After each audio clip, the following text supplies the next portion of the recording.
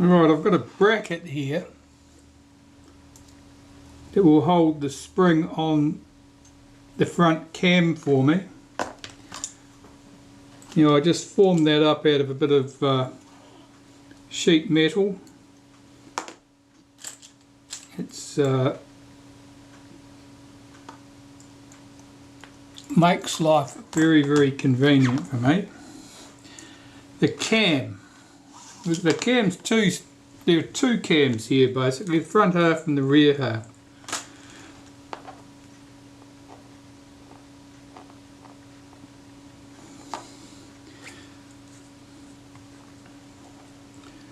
So I'm putting some molybdenum paste on the cam here, and you can tell where you need to because there'll be rub marks where the work's being done.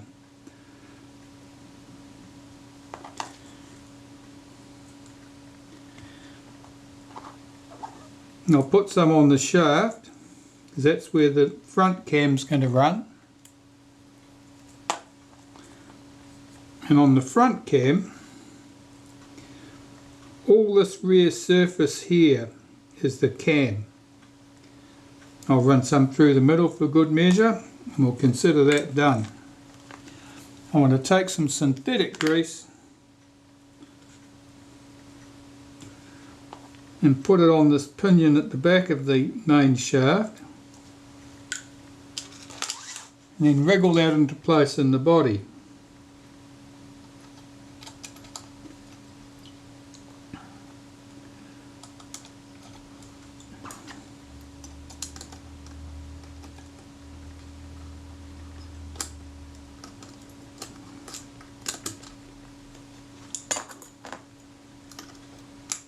Life would have been easier if I'd put that bracket in after I'd got this in place, I think.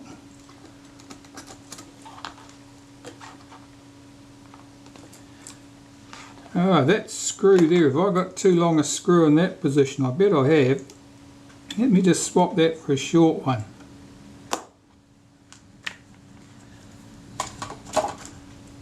I meant to put a shorter one there and I didn't get around to it.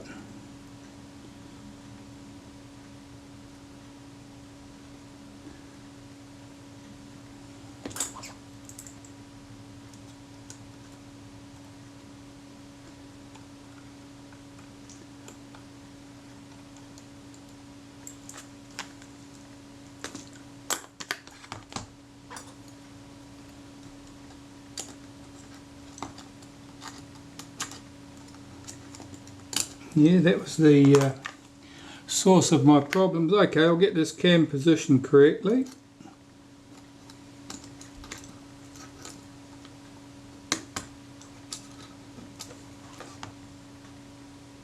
Yeah, it looks a bit high for me. Let's get the angle of that right.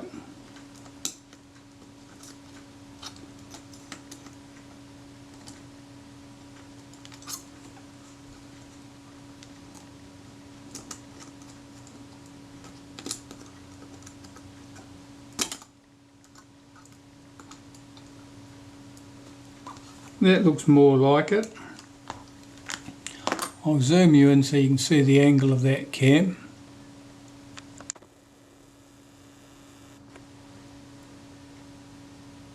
Where are we?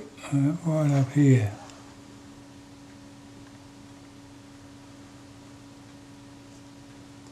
Come on camera, you can focus.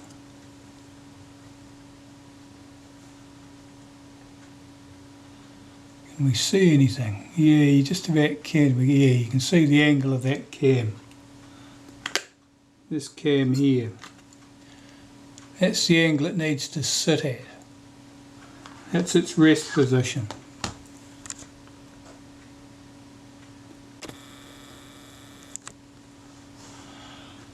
Now I'll put the front cam in place.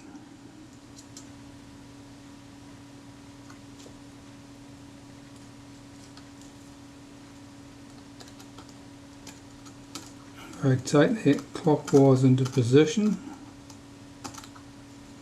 Release this mirror. It'll allow this to turn. Okay, so that's sitting in position. Now I've got to tension that spring, and I've got a driver here made to do that job.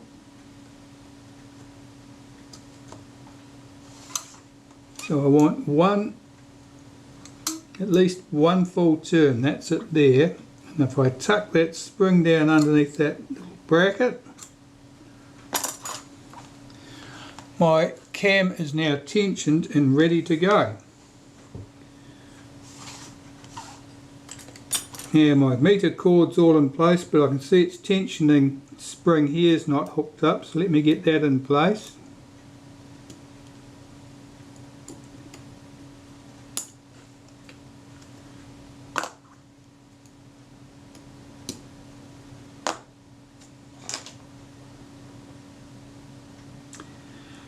And that's just about ready to race. So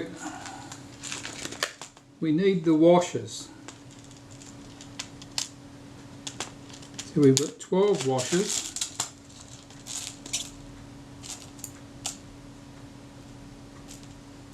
They need to be stacked up. They're cup shaped, they need to be stacked up in opposing pairs so that they provide the most adjustment here.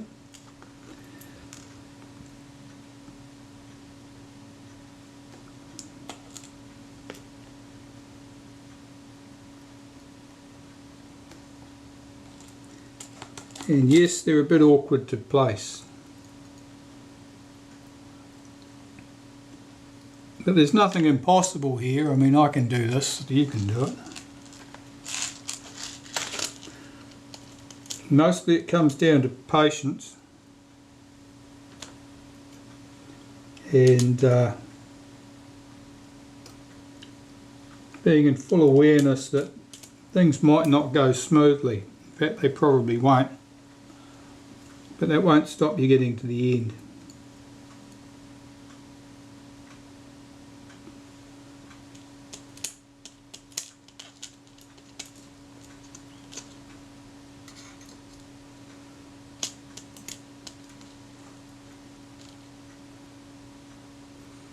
And some of these are a little bit flatter than their mates. So let me just sort these out a bit better.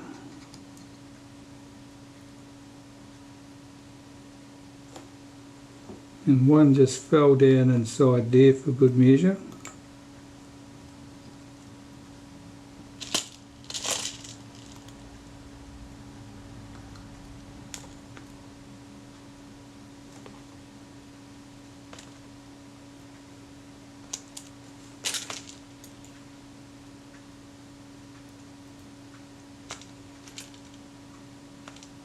Okay. That's them in place. Now, what have I got to achieve? Well, I've got my shutter here and I've got to get that seated correctly in position. I'll just run some molybdenum paste down that arm there. That's where the shutter part here releases the mechanism in the camera body. What have I got to achieve? Well, this arm here has to fall into that gap. This pin here has to fall into the top of the slot here. The mirror has to come down underneath this buffer. The gear at the top of the pinion here needs to come in here and engage correctly. The flash contact wire here has to be tucked around the back of this mirror and come up through a hole in the casting. So yeah, it's all doable, it's just a little bit awkward. I'm just going to move you back slightly.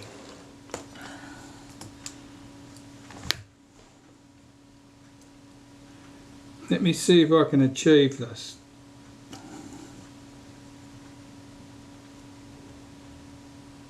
I'll start with that stud exactly straight up and down because I can see that. Make sure my washers are in position. See if I can get my wire hooked around there, get the other thing in place. swing the body round gently, lift that chrome dress ring back, depress the mirror so it drops below the height of the mirror buffer. Right, that's sort of half there now. I'm going to put the 2 screws through the base position here on the front plate.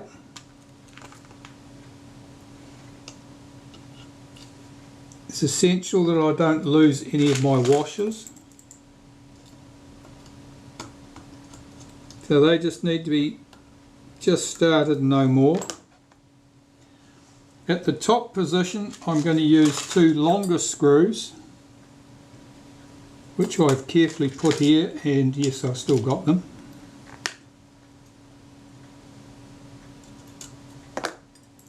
They just need to be started.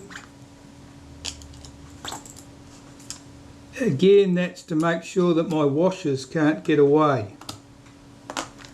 Okay, so that's sitting safely at the moment. I'll check that the mirror does depress. Now I'm going to press this cam across to see if it'll engage with the gear on the front of the camera.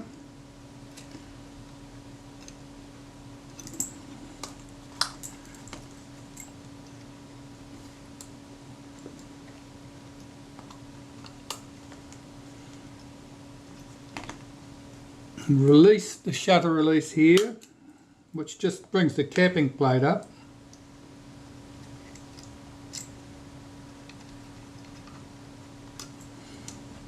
I'm just going to press this little rack across slightly. No, that didn't do it. Let's see if I move the shutter, the film advance lever, whether it'll... Yeah, it just dropped in. Okay, so we know we're engaged. I'll just tighten these screws down loosely at the bottom there. I'm holding this with my thumb at the top. I'm going to cock the shutter and see if those blades fully open and the shutter cocks.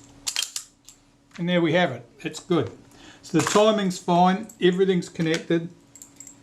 I can take these long screws out of the top and put the correct screws there.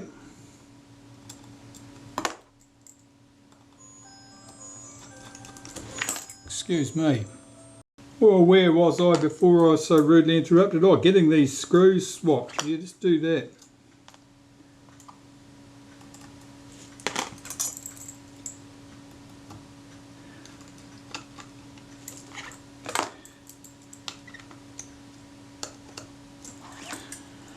Right, so those screws are all in place.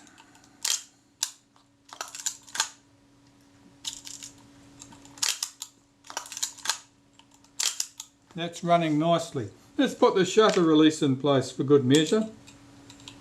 This goes on the front. And there's that screw with a very large, broad, flat head on it. That'll make it easier to release. Let's try the self-timer. That's always the key. It's running down nicely. That works. Okay, well, I need to get the cam in here for coupling to the front rings. And it's easiest to get it in at this point of the game rather than later.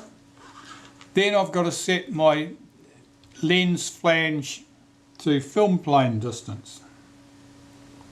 So see if I can get this cam in first. I'll set my shutter to B. That's at the front. Here I've got this pinion. And this one here, I'm just checking the state of that.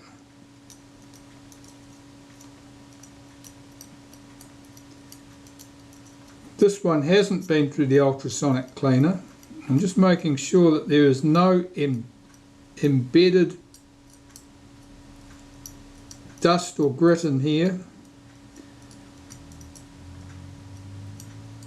because it's been generously greased, that grease gathers up dust and then it packs down, and you can get so much in the teeth that the gears don't want to run over each other. That one looks quite good, the other one didn't. I'll just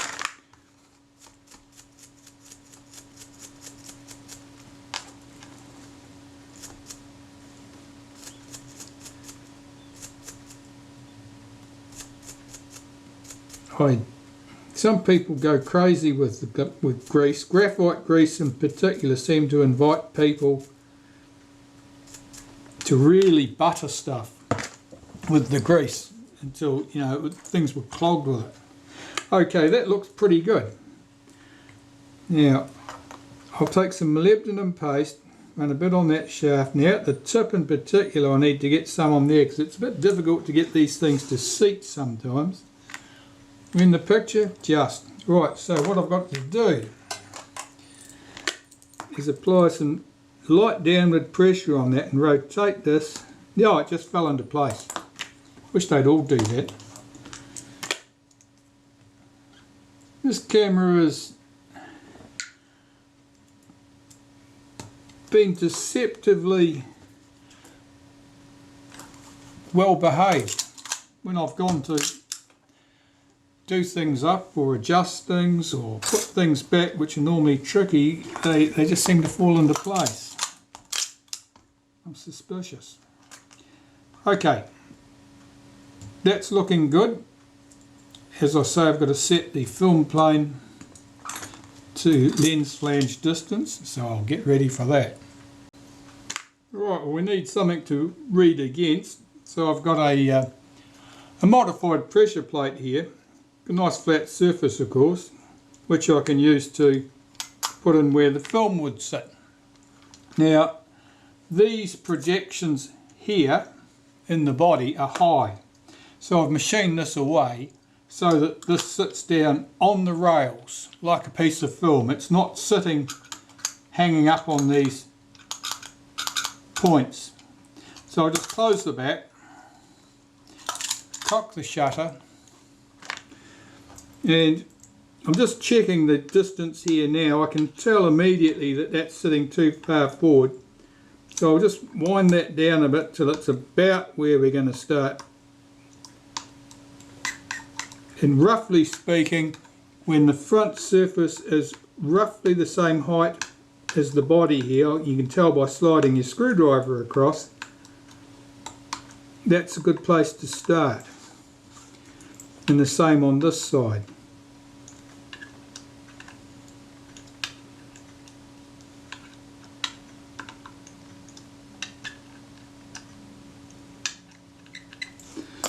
Okay, so we've got that, that's all ready to go. I've got the shutter set to B.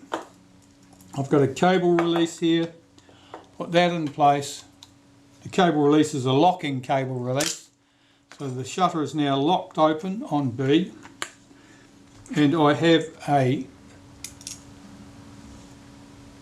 base on my calipers here so I can measure this. Now, the magic number we're looking for is 47.60 millimeters.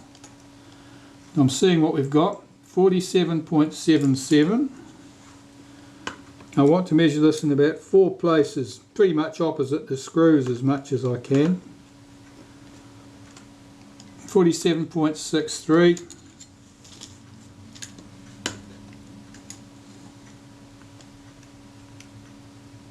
47.62. Okay, so we're too high. Let's crank these screws down a bit more.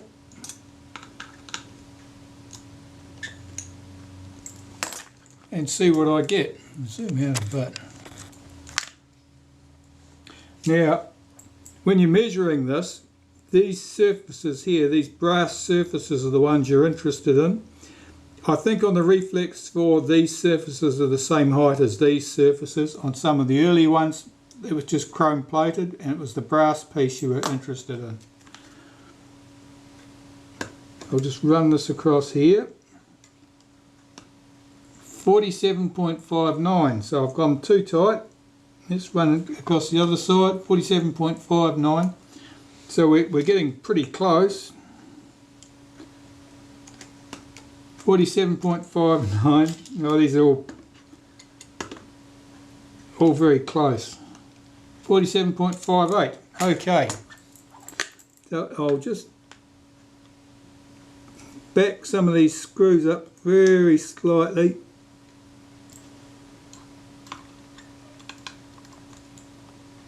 I suppose I'm rotating the slot on those screws about 10 degrees perhaps. Let's see what we get.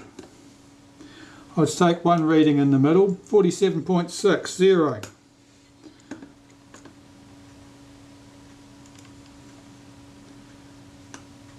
$47.59. Loosen this screw up very slightly.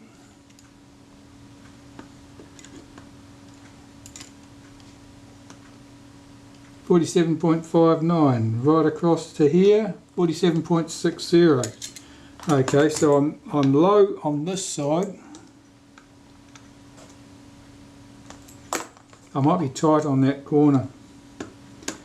You have to go backwards and forwards with these steps. 47.6, 47.6, 47.6,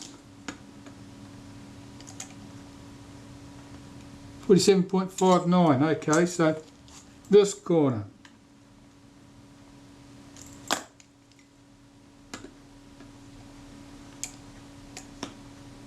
Went 6, 6,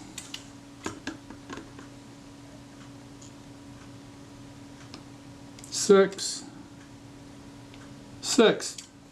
Okay, they measure spot on. So that is my lens flange to film plane distance set. So I can remove that plate, we're done with that, and I can carry on closing up the front of the shutter because I need to put my control rings on the front. And it's at this point when I'm putting the control rings back, well, of course then we are locking the control rings to our meter dial at the top, so we need to keep good care and attention to make sure that everything goes together at the right spot. Okay, I've got to get my stuff ready for that. Right, so this lot we need apart. Now there's a cutout in this brass ring that passes around that pinion. You can see it there. And the front ring here with the aperture markings on it has got a return spring on it. This one, be careful not to damage it. And these components all need to be cleaned to get rid of any old grease and so forth on there, because it'll be sticky and it'll be making this very sluggish and difficult to turn the adjustments wheels. So I will just make it my business to clean these with some naphtha. They don't look bad. There's a bit of grime here, nothing too bad, and I'm pleased to say there's no great wadges of thick dried grease. This piece in particular is important that moves freely, because that, when you release the shutter, this opens the aperture on the lens, or closes the aperture down to the set aperture. If there's a lot of dust embedded in these things, it will also not move smoothly. And this brass ring, that tends to get sticky, with the grease tends to make it sticky and stuff doesn't move freely. So I'll clean these with some naphtha and then show you how to put it back together. Okay, well the first task is to get the aperture number ring back in here. There's a little tag on there, little hook that hooks into the end of that spring.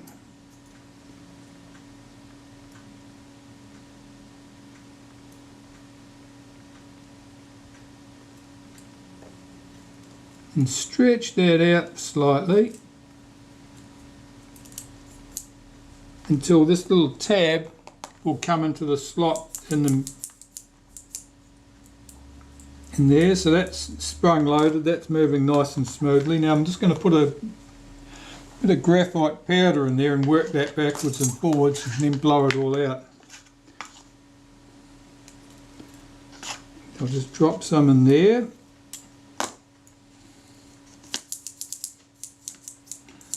Mostly I'm working that on where the spring is running against the body. And I've got to blow any excess out. I don't want graphite powder staying loose in there, so I'll just go and blow that away. That's fine. So, taking this brass section, I'm just going to wipe around the outside of that with molybdenum paste, and I'm putting just a smear on there and on those top and bottom surfaces.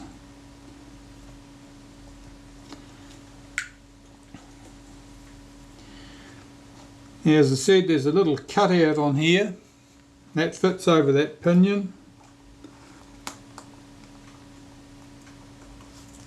and then this rotates around, and what we're interested in is this notch at this point in the aluminium and this edge of that tab on that cutaway segment there. That notch should line up exactly like that. This is the piece that opens the diaphragm up on your lens or closes it down. I'm just going to give that a very light wipe with molybdenum paste, same outside and inside edges. There's not much to see there. Now this should start, there's a bit of a gap there, probably about 2 millimeters maybe. That's probably about the right place to start. So it sits just like that. Let's bring the camera body back into the picture. We're set down here at B, so that's right down at the bottom, that's the B setting. Here's our speed settings ring. This cutout here, this notch in particular, that wide notch, that's where the lever catches, and this is where it runs when you take this beyond the B setting.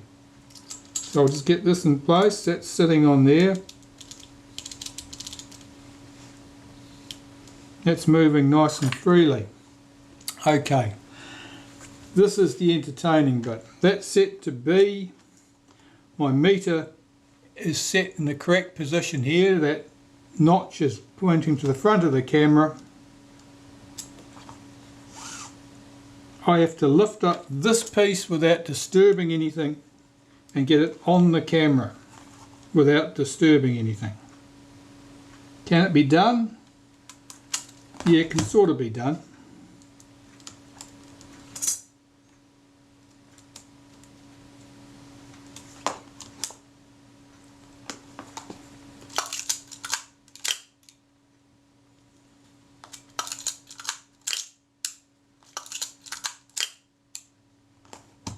Something's not happening there.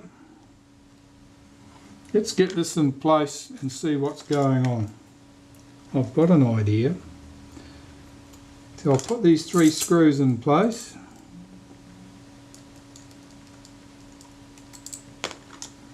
And check that everything is coupling correctly.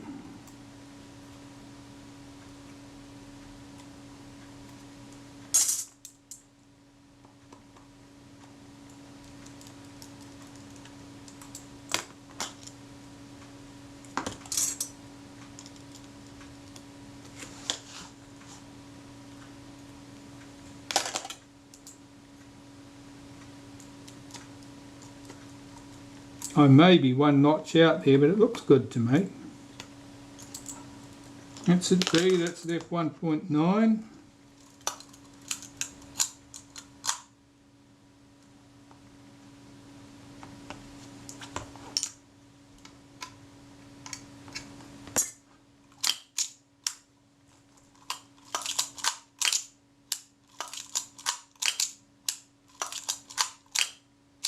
Now I'm getting some sort of delay there, something is not moving smoothly. It's not.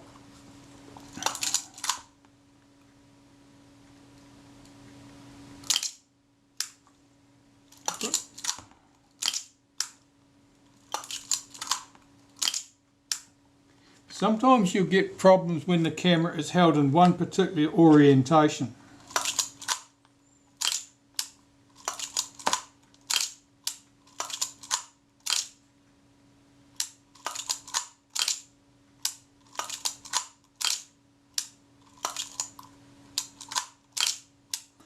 I'll set that to one of the speeds. Let's set that to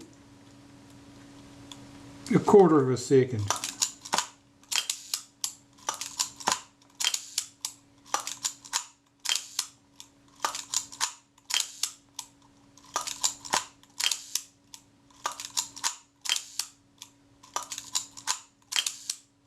It seems to be running nicely. Right round to a 500th of a second. And check that the meter dial will move all the way to F22, and it does.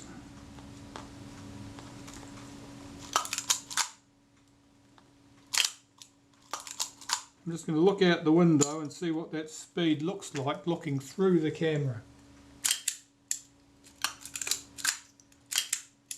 There's nothing wrong with the shutter speed, but it's slow to fire.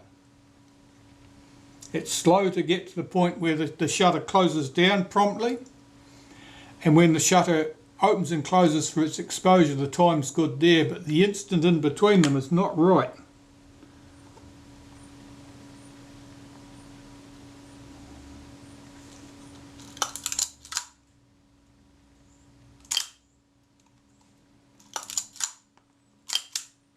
Yeah, certainly you heard a distinct difference between those two shots. See that there's a distinct delay between the closing and the firing there.